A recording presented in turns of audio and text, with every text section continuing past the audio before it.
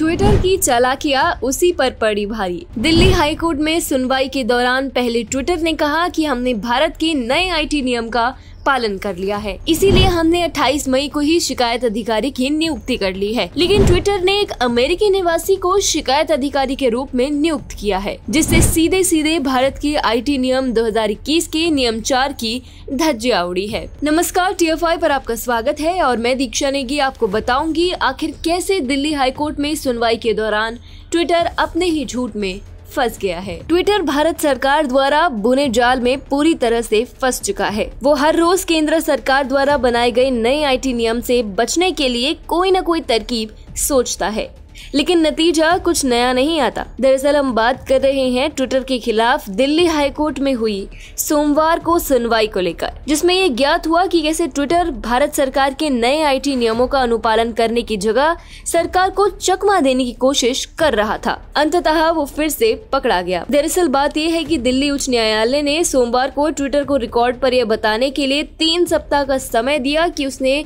भारतीय शिकायत अधिकारी की नियुक्ति की है या नहीं। साफ शब्दों में कहें तो अदालत ने ट्विटर को भारतीय निवासी शिकायत अधिकारी नियुक्त करने के लिए 3 हफ्तों का समय दिया है। साथ ही में कोर्ट ने यह भी साफ कर दिया है कि उसे आईटी नियम 2021 का पालन करना ही होगा। अगर हम पूरे मामले को विस्तार में बताएं तो अधिवक्ता आकाश वाजपेयी और मनीष कुमार के माध्यम से वकील अमित आचार्य द्वारा पिछले सप्ताह याचिका दायर की गई थी, जिसमें कहा गया है कि 26 मई को आचार्य को 2 वेरीफाइड ट्विटर यूजर द्वारा किए गए ट्वीट अपमानजनक, झूठे और असत्य लगे और वे इसके खिलाफ शिकायत करना चाहते थे। अमित आचार्य आईटी नियम 2021 के तहत भारतीय शिकायत अधिकारी के समक्ष अपनी शिकायत दर्ज करना चाहते थे। आपकी जानकारी के लिए बता दें कि ये 2 वेरीफाइड ट्विटर यूजर और कोई नहीं बल्कि तृणमूल कांग्रेस सांसद महुआ मोइत्रा और पत्रकार स्वाति चतुर्वेदी है।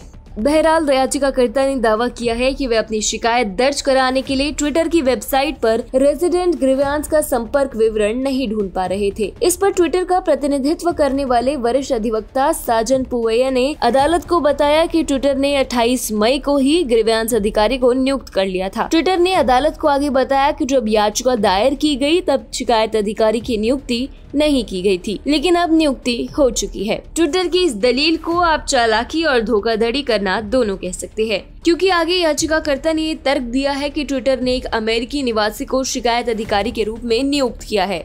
ये आईटी नियम 2021 के नियम 4 की धज्जियां उड़ाना हुआ। बता दें कि नियम 4 के तहत सोशल मीडिया प्लेटफॉर्म को भारतीय निवासी को शिकायत अधिकारी के रूप में नियुक्त करना है। इस मामले पर दलीलें सुनने के बाद न्यायमूर्ति रेखा पल्ली ने ट्विटर को नए आईटी नियम को सही ढंग से लागू करने के लिए 3 हफ्तों की मोहलत दी है और अगली सुनवाई को 6 जून के लिए सूचीबद्ध किया है। आप देख सकते हैं कि कैसे ट्विटर ने एक बार फिर से भारत सरकार के सामने घुटने टेक दिए हैं। इससे पहले जब ट्विटर ने केंद्र सरकार को freedom of speech and expression का घिसा पिटा तर्क दिया था, तो केंद्रीय मंत्री रविशंकर प्रसाद ने उनके इस तर्क की बखिया उधेड़ दी थी। इसीलिए अब ट्विटर चालाकी से आईटी नियमों में कमी निकालने की कोशिश कर रहा था, पर इस बार दिल्ली उच्च न्यायालय ने उसके इस पैतरेबाजी की हवा निकाल दी।